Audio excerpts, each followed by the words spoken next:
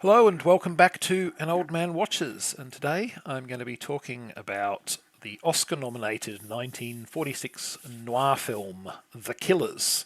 And the movie begins with two hitmen arriving in Brentwood, New Jersey. They are there to kill a former boxer known as the Swede. One of the Swede's friends warns the boxer of the hitmen's arrival, but strangely the Swede makes no attempt to flee.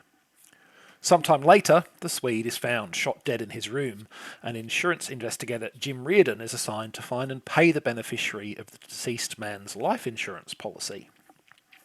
Reardon tracks down and interviews the dead man's friends and associates, particularly a police lieutenant who had dealings with the Swede, and doggedly, Reardon puts together pieces of the boxer's story. We see these details in an extended flashback sequence.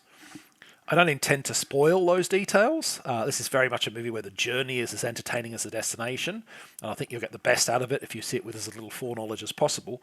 But ultimately, the film brings us back to Reardon and his investigation, where Reardon is now rather more focused on bringing the Swedes' murderers to justice than on finding the insurance policy beneficiary. Of course, the people involved here have already proven themselves to be killers, and the case could easily claim more lives before it is through, including possibly Reardon's own. So in 1927, Ernest Hemingway wrote a short story in which a pair of hired killers browbeat the occupants of a diner while waiting for their target, a boxer known as the Swede. The intended victim never shows, and they leave. Afterwards, the diner's owner sends someone to warn the boxer, but the Swede's reaction is fatalistic, and it seems he is resigned to the likelihood that he will come to a sticky end. Sound familiar? It should, because the film uses the short story as its opening 10 minutes before launching into an entirely original scenario, as briefly outlined. Now, Hemingway was almost as infamously disdainful of Hollywood adaptations of his work as Alan Moore is, and on that basis you might think that he would take issue with such largesse. But in fact, Hemingway was an admirer of this film, saying of it, "It is a good picture, and the only good picture ever made of a story of mine." Now, Hemingway's usual issue with cinema versions of his stories was that they distorted his thematic intentions. And despite the entirely new details of this film's plot, he saw that the movie had kept the theme, which was what was important to him. And the author was not alone in his high opinion of the film. At the time of release, it was a critical and commercial success that launched both Burt Lancaster and Ava Gardner to stardom, and it has maintained its high reputation in the nearly 80 years that have since passed. It has been described as the Citizen Kane of noir film, and in 2008 was selected for preservation in the United States National Film Registry for being culturally, historically, or aesthetically significant. Sometimes this is the point of the video where I say, and I think everybody's wrong about this movie. But this is not one of those times because I'm absolutely on board the Killers bandwagon. Let's talk about why. So the first thing that the film has going for it is that it understands the core question at stake. This is particularly important because such a large part of the story unfolds in flashback. Films that start at the end and then go back to cover preceding events can sometimes lack tension or suspense since you already know the outcome. This doesn't happen here because the killer script is focused on what we in the audience don't know. Sure, the Swede has been killed, but the question is not will he survive, but who killed him and why.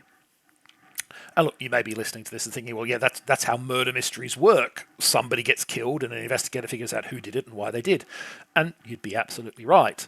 But in a script like this one, which makes the dead man such a central point of view character, it can be easy for the screenplay to lose track of that. The writer here does not stumble into that mistake, eschewing the law of short-term thrills to focus on the metronomic, methodical march to the Swede's demise.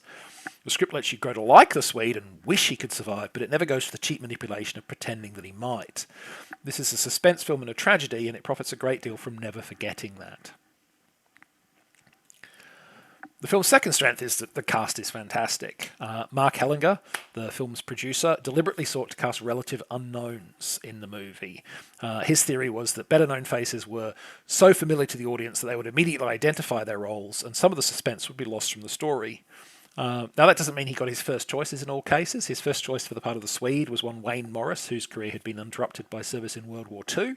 But Warner Brothers wouldn't agree to make Morris available, so Hellinger instead gave the screen test to a big, brawny newcomer to Hollywood, Burt Lancaster. Obviously, Lancaster got the role and would go on to a 40-plus year career that included numerous hit films and 4 Best Oscar nominations at the Oscars, including a win in 1961 for Best Actor. Paired across from Lancaster is Ava Gardner, who had appeared in a string of roles for MGM, most of which were so minor, but most of those were so minor as to go uncredited.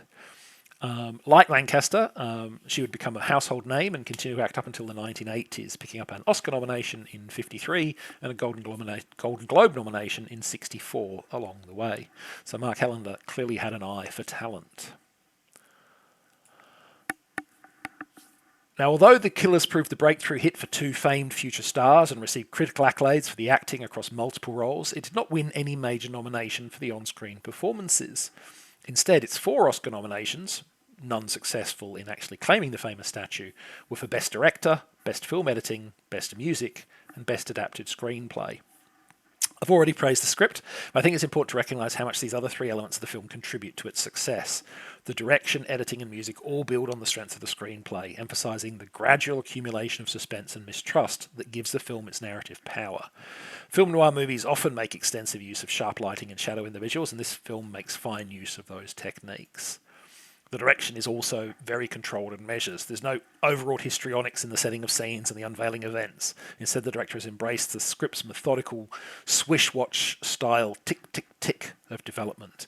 There's no sudden swerves and wild rides here, but there is a very carefully crafted experience that quietly but relentlessly builds towards a memorable and satisfying conclusion. If you've not seen The Killers, I think it's well worth seeking out. I mean, after all, even the notoriously hard to please Ernest Hemingway approved. Next time, get ready to bust out all 4 chords that you know how to play, because I'm taking a look at 1979's Rock and Roll High School, featuring the Ramones. But that's next time. Until then, thanks for watching this video, and I hope you enjoyed it.